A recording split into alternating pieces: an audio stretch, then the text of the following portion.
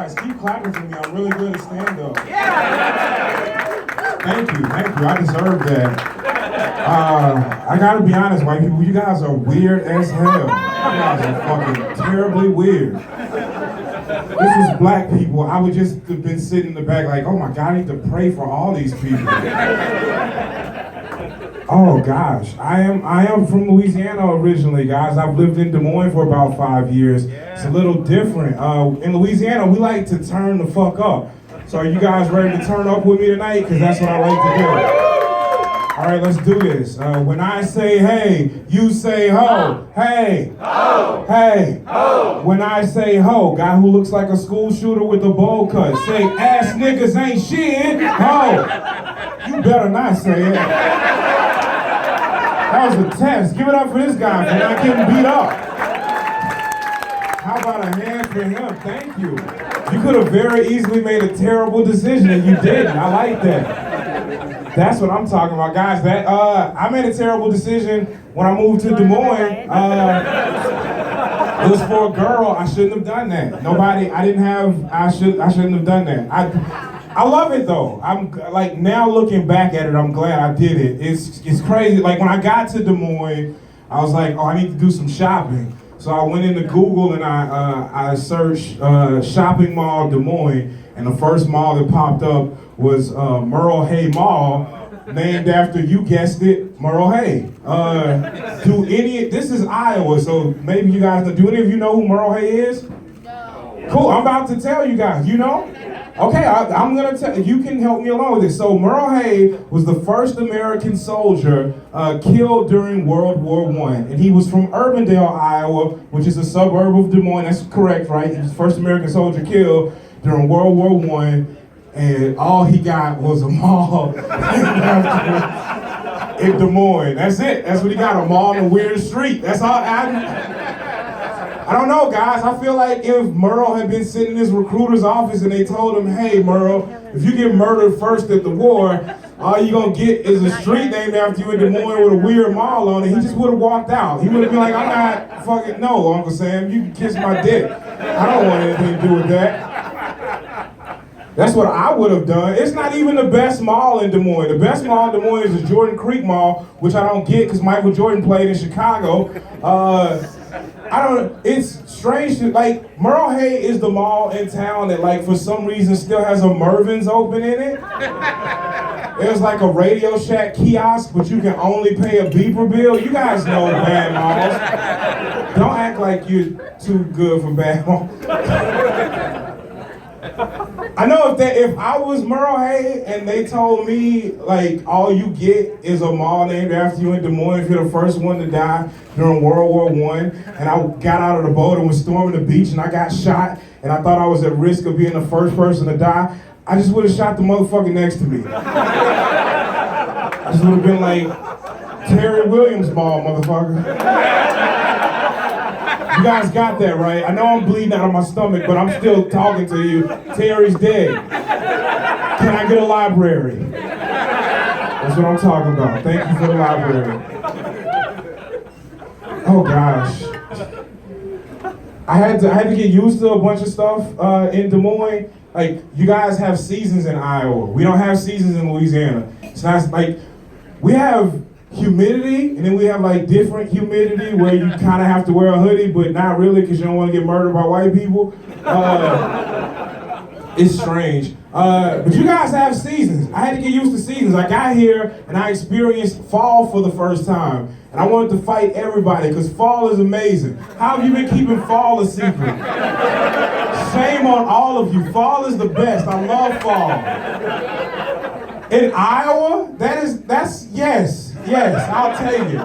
The weather during fall in Iowa is so good, you can leave a baby in a car all day and it won't die. You can't beat that. During summer in Iowa, if you leave a baby in a car all day, you get back to the car, that baby's gonna be baked. During winter in Iowa, if you leave a baby in the car all day, you get back, that baby's gonna be a popsicle. During fall, you leave a baby in the car all day, you get back to the car, The baby's gonna be hungry, but it's gonna be alive to tell you it's hungry is what I'm saying. You can high five yourself for being a bad parent. I always thought Casey Anthony would even be on the news if she lived in Iowa and she knew when to be a bad parent. I should stop that joke way earlier.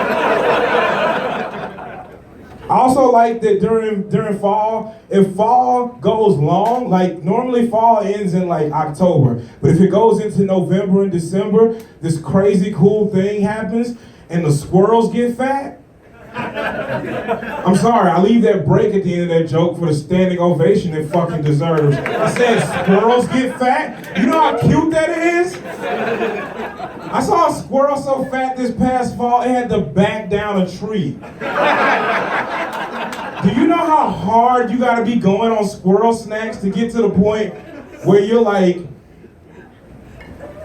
wait a minute, I don't like the way that was, oh shit, I think I'm onto something. You gotta be going really hard. I saw that, listen guys, I moved to Iowa for a girl. I've never connected with anybody the way I connected with that squirrel when I saw him let instinct take over and back his fat ass down the tree. I was like, oh, that's me. Look at me, squirrel. I got a car. If you need something, I can get it for you. I love squirrels. Squirrels are dope as fuck, especially when they're fat. It's not a lot of black people in Iowa. So when I have questions, I don't know what to do. I was thinking about this. Do you guys think black Girl Scouts sell Thick Mint cookies? Don't get mad because our bodies are better than yours. Fight me. Any one of you. Somebody come fight me right now if you don't like what I just said. Any of you. I'll punch you in your pink dick. That's what I thought. Sit out there and hush. I don't know why I'm so aggressive right now. I'm sorry, guys. I'm low-key murdering though, so that's all I care about.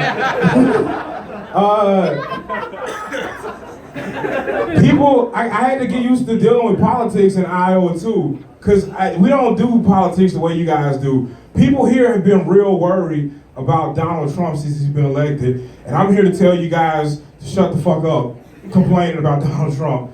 It's okay, we're gonna be fine. Here's how I know we're gonna be fine. When Donald Trump was running for president, I went to a bar in Chicago last year, and Donald Trump was on TV, and he was being interviewed, and Donald Trump said, my personal physician told me I'm the healthiest person to ever run for the office of president. I thought it was hilarious because first of all, that's dumb. Like you can't disprove that. I don't know what the fuck Millard Fillmore's medical record is. I don't know. You gotta prove that if you're just gonna say it. But then secondly, like, I know that he's not the most healthy person to ever run for president because I've seen Barack Obama, and that nigga might have a six-pack. I know Trump's not that healthy, so whatever. Here's the thing, though. That was happening on TV, and while that was happening, there was an old guy sitting at the bar. An old black guy, and I thought it was like, this is just amazing. This old black dude is sitting at this bar.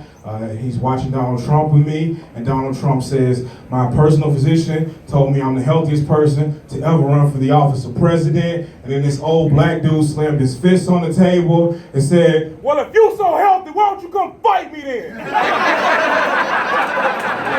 And I just didn't say nothing to nobody. That nigga is just out in the world waiting on Trump to make one wrong move, I guess. So you're safe is what I'm saying. Because he's got you, that dude has you. You know how crazy you gotta be to think you could talk to somebody through the TV? That's the first thing. And then secondly, he don't wanna fight Donald Trump if he's not healthy. He's like, oh, he got a cold? Well, tell him to get back to me when he's at full strength. You don't wanna mess with that person. I thought it was strange that like when Donald Trump got in trouble for saying he likes to grab women by the pussy, and then, well, I don't think it was strange he got in trouble for that. I think it was strange that like people were upset when they found out after that there was also purported video of Donald Trump saying nigger while he was on the set at The Apprentice. And I was like, what? No, black people didn't get mad about that. We were like, of course he says nigger. Like Donald Trump was born in 1946. Black people were just niggers to him when he was born. Like that's just what we were. That's what he knew us as. Like, you know what happened? Donald Trump was 22 when Dr. King got murdered and white people were like, okay, I guess we'll be nice to you for the day. Like, he was 22. You know what happened when I turned 22? They told me Pluto wasn't a planet anymore. But I still call that nigga a planet. So, maybe relax before you give our president shit. I gotta get out of here, but before I go, I want to tell you guys about one last thing. It's these wonderful commercials I found out about after I moved to Des Moines, where they try to get you to stop texting and driving, which is probably how I'm gonna die. Here's how they try to do it. They'll show you a police officer, and he's standing there, and he's showing you the last text somebody was sending before they had an accident texting and driving. So you'll see a cute girl, and then you'll see a text box pop up, and it'll say, I'm on my way. ... And then you know that she was sending a message that said, I'm on my way. And it's like, oh man, that's crazy. And then like a handsome man will pop up and a text box will pop up and it'll say, I'm on my way. ... I miss you. ... And you know that he was saying, I'm on my way, I miss you. And that if he had just not been texting, he would have made it there to tell that person that in person. And I mean, that's cool and all if that's what you want to do to try to get people to stop texting and driving, but you're also setting a terrible precedent because now people are going to want to know what the last thing people were sending when they were texting and driving and dying was, and when that happens to me, it's not going to be good for my friends and family. When my mom and dad are just cornering a police officer like, okay, officer, what did his last text say? And you got some dumbass officer like, nothing at all. And my mom and dad are cornering him and they're like, no, you tell us, what did my baby's last text say? What was he texting while he was driving? And the officer's just like, oh boy, all right, Miss Finley. Dante was sending a dick pic. He obviously took it while he was driving. There's a caption on here that says, I'm finna come drop this dick off, so that's what you got. And then my dad's just like, when my baby died doing what he loved, dropping that dick off. Thank you guys, I'm Dante. You guys have a good night.